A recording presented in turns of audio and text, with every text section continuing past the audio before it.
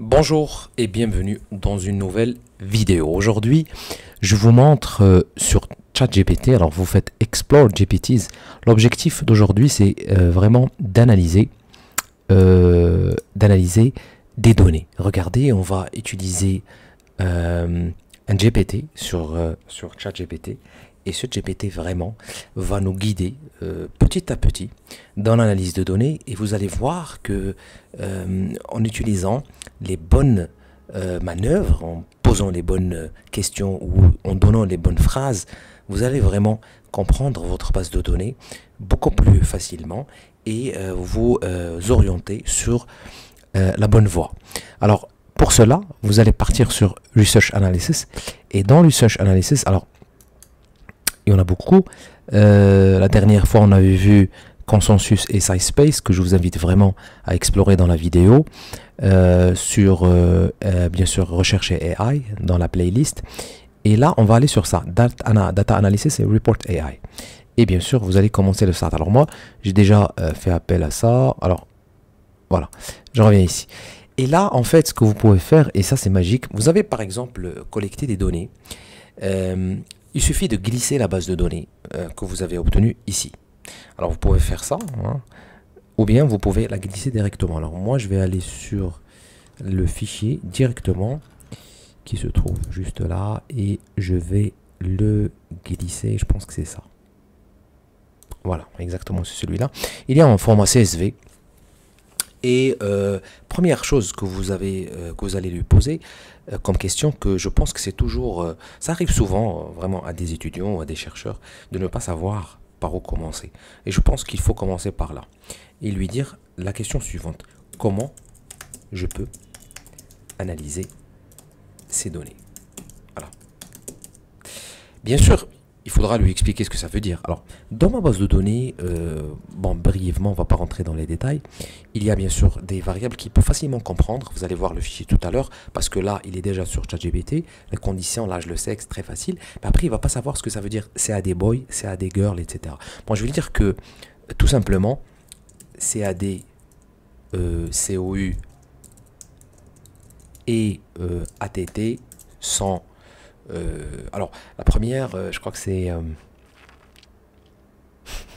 j'ai oublié. Alors, sont des variables, on va dire, c'est des variables d'évaluation sur des images de personnes qui ont été exposées à des candidats ou des participants. D'accord? Donc après boy girl, il va facilement comprendre. Vous allez comprendre juste après de quoi je parle, parce que vous allez voir le fichier sur ChatGPT. Mais le plus important, c'est de lui dire que ce sont des variables d'évaluation sur des images de personnes exposées à des participants. Alors COU, c'est compétences, on va dire, compétences. ATT et attrayance. Et CAD, alors CAD, j'ai oublié, c'est...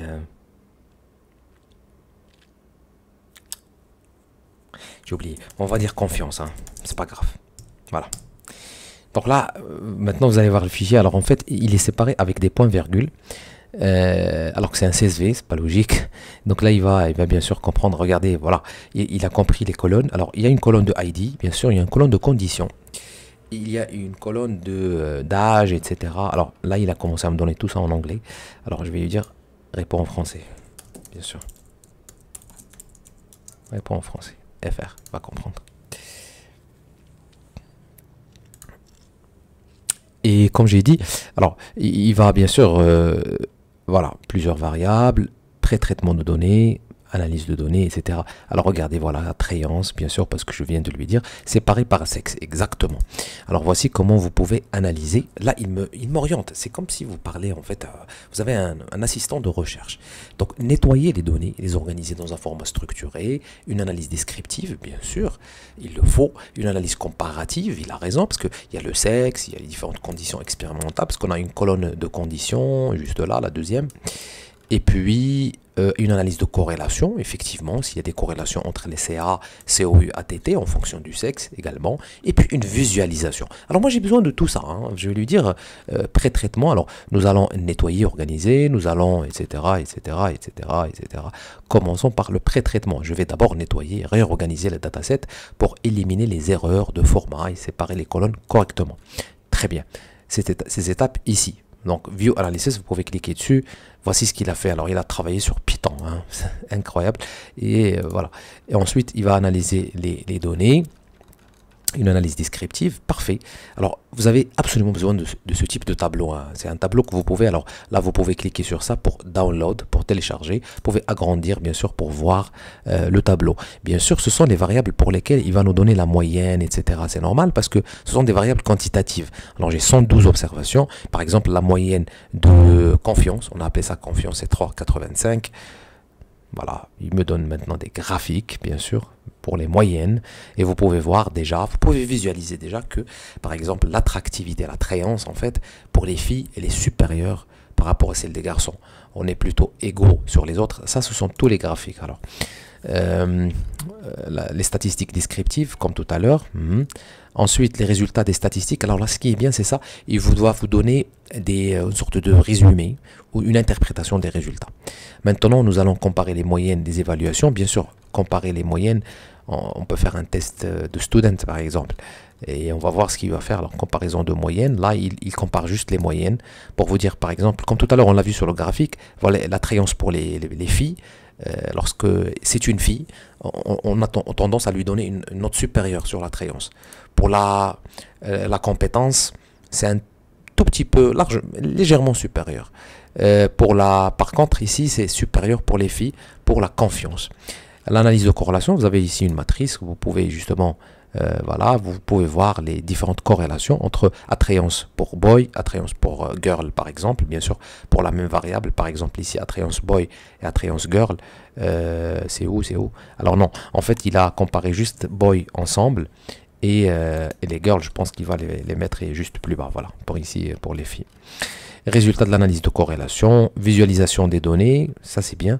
Je vais commencer par créer des visualisations. Voilà, ça c'est le... Et vous avez ici les visualisations pour...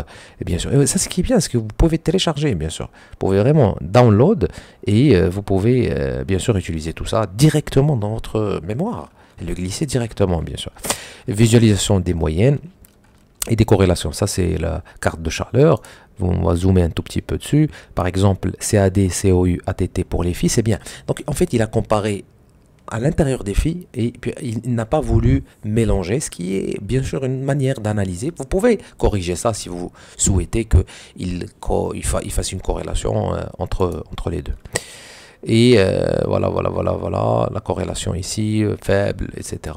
Prochaine étape d'analyse, là il n'a pas fait, parce qu'il attend bien sûr qu'on souhaite, voilà. Là ce que vous pouvez faire, alors nous, comme je l'ai dit tout à l'heure, on a des évaluations sur des personnes, des visages de personnes, sur la base de 3 variables, attrayance, confiance, comme j'ai dit tout à l'heure, et compétence.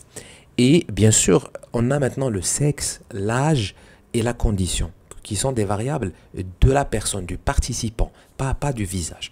Et donc là, effectivement, ce qu'il a proposé ici, c'est intéressant. Analyse des différences significatives. Utiliser des tests statistiques comme le test de student pour vérifier s'il y a une différence entre les moyennes des évaluations de boy et de girl. Alors là, c'est juste à l'intérieur des deux. Et il a raison. Ça n'a rien à voir avec le participant. On va juste comparer, par exemple, attrayance boy avec attrayance girl. Ça, c'est intéressant. On peut utiliser des tests de student. Donc là, il vous oriente.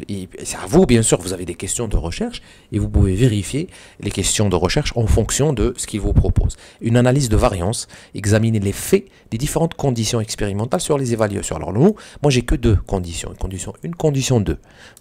On ne va pas expliquer ce que ça veut dire, la condition 1, condition 2, mais voilà. Donc là, je peux par exemple lui dire, en commençant par le plus simple. Là, je trouve que ça, c'est plus simple. Je vais lui dire, alors, fais-moi cette analyse différence significative.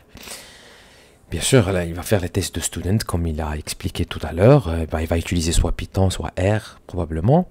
Et on va voir, bien sûr, ce qu'il va nous proposer. Alors, séparer les données des garçons et des filles.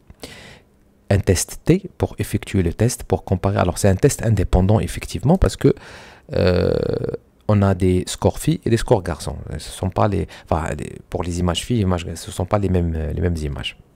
Et voici, vous donne ici les résultats. Vous avez ici le test statistique significatif. Voici les p-values, bien sûr, pour CAD, pour COU, pour ATT. Alors, vous avez ici le test. Vous ne savez pas, bien sûr, est-ce que c'est supérieur chez les filles ou bien chez les garçons. Voici, pour la confiance, on prend juste un exemple et on va passer au deuxième test ANOVA. Le valeur de T, elle est de moins. La valeur est très significative, très inférieure, ce qui indique une différence significative entre les évaluations de confiance pour les garçons et les filles, bien sûr. Voilà, parce que le test T ici, bien sûr, dépasse les moins 1,96. Donc, bien sûr, c'est significatif. Je voulais juste voir ici ce qu'il va donner. Ouais, en fait, c'est le même tableau hein, qu'il propose ici, sauf qu'il est ici avec 2 décimales. Voilà, je crois que c'est ça la différence. Et ici, vous avez une écriture scientifique pour les p-values. Très intéressant, franchement, de résultats intéressants. C'est une bonne exploration dans votre base de données. Vous êtes en train de voir ce qu'il vous propose et en fonction de ça, vous allez soit comparer avec vos questions de recherche, soit modifier les questions de recherche pour, bien sûr, obtenir un résultat pertinent qui répond pas aux questions. Peut-être que vous n'avez pas vraiment bien défini vos questions de recherche. Et je trouve que et là il fait pas d'erreur, hein. Il n'y a aucune erreur parce qu'il se base sur une base de données réelle que vous avez vous-même collectée. Alors maintenant je vais lui dire passe à l'analyse ANOVA. Alors fais cette analyse. L'analyse ANOVA, comme il a expliqué, en fait, il va se baser maintenant sur les variables des participants, soit le sexe, soit l'âge, soit la condition, ou bien ces analyses ensemble. Voilà, donc l'objectif ici, c'est effectuer une analyse de variance pour chaque variable. Donc, par exemple, on va nous prendre juste un exemple pour la confiance, CAD. Étape 1, c'est préparation des données, ANOVA, etc., interprétation des résultats. Il semble que j'ai rencontré une erreur en tentant d'effectuer ANOVA sur des colonnes multiples simultanément. Je vais effectuer ANOVA pour chaque combinaison individuellement. En fonction des conditions expérimentales. Préparation des données, je vais corriger cela et effectuer les analyses maintenant. Je n'ai pas bien compris ce qu'il a voulu dire. Il semble que j'ai rencontré une erreur en tentant d'effectuer l'ANOVA sur des colonnes multiples. Donc là, il vous donne le tableau d'ANOVA. Et en fait, en fonction de la condition, c'est tout. Donc la condition, on n'a que 2. En fait, c'est comme un test de student, ce qu'il a fait. Il a fait CAD Boy, par exemple, avec, voilà. Et là, il a fait pour CAD Girl. Bien sûr, le F ici sont faibles, donc il n'y a pas de différence. Hein. La p-value, vous l'avez ici, elle est très largement supérieure à 0,05. Par contre, ici, non. Pour COU, pour la compétence Boy, c'est bien sûr la p-value, elle est très très faible, comme vous pouvez le constater. Et voilà. Donc, quel est le... Voilà. Prenons un exemple pour CAD Boy, la différence n'est pas significative. Alors en fait, ce qu'il a fait, c'est un test de student finalement. Hein. Il a fait bien sûr l'analyse ANOVA, mais ça correspond à un test de student. C'est le même résultat s'il a fait test de student. Par exemple, il a fait CAD Boy en fonction de la condition. Est-ce que la confiance attribuée à Boy, est-ce qu'il diffère en fonction de la condition ici? Parce qu'il s'est basé que sur la condition. Et vous pouvez bien sûr...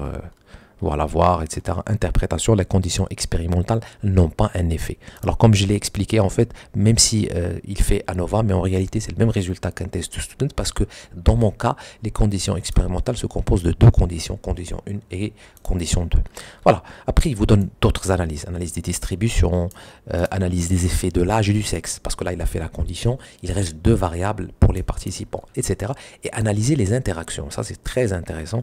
Bien sûr, différentes tranches d'âge, par exemple, les interactions entre les variables. Donc là, c'est un test un peu plus... Et puis, une analyse factorielle. Effectuer une analyse factorielle pour identifier les facteurs sous-jacents. Je ne pense pas que c'est possible, mais analyse de régression, utiliser des modèles de régression pour prédire les évaluations. Bien sûr, on peut lui dire, voilà, je vais finir avec ça, procède avec... Voilà, une analyse de régression. Alors, l'analyse de régression, ce qu'il va faire, en fait, il va utiliser l'âge, le sexe, etc., peut-être, je pense, pour prédire l'une de ces variables. Voilà. Donc, préparation des données, etc., etc. Donc, il vous donne en fait les étapes. Il faut d'abord utiliser les bonnes colonnes. En fait, ça doit être ça, les préparations des données. Ensuite, il construit un modèle, bien sûr, sur R ou sur Python. Et par la suite, bien sûr, il va vous donner les résultats et les interpréter. Donc là, R carré, modèle, rien du tout. Voilà, vous avez ici, effectivement, alors il a utilisé l'âge et le sexe pour prédire CAD Boy. Et là, vous avez ici les p-values qui sont largement supérieurs à 0,05. Ce qui veut bien sûr tout simplement dire que ces deux variables ne prédisent pas le CAD. Mais il a bien analysé, hein, vraiment, il n'y a aucune erreur. Et c'est parfait. C'est vraiment parfait. Ça vous montre ici quelles sont les possibilités qui s'ouvrent à vous. Vous avez compris qu'il y a plein de choses à faire. Avec cette première prise en main, je trouve, de la base de données. Et voilà. Donc, franchement, ChatGPT maintenant 4, franchement, c'est magique. Je vous conseille vivement, si vous avez une base de données et que vous ne savez pas par où commencer, de utiliser l'intelligence artificielle pour vous orienter. Soit vous allez voir est-ce que les questions de recherche que vous avez posées au préalable sont appropriées par rapport à votre base de données ou pas. La deuxième chose, vous allez peut-être rectifier certaines questions de recherche et pourquoi pas rajouter des questions de recherche qu'on vous proposera ici par l'intelligence artificielle. Non seulement vous allez faire ça, mais vous allez également obtenir les résultats. Bon, par la suite, vous pouvez vous-même faire des analyses, lui demander bien sûr, par exemple, le script que vous allez copier et coller sur R et obtenir vous-même les résultats pour bien comprendre, que je vous conseille vivement de faire.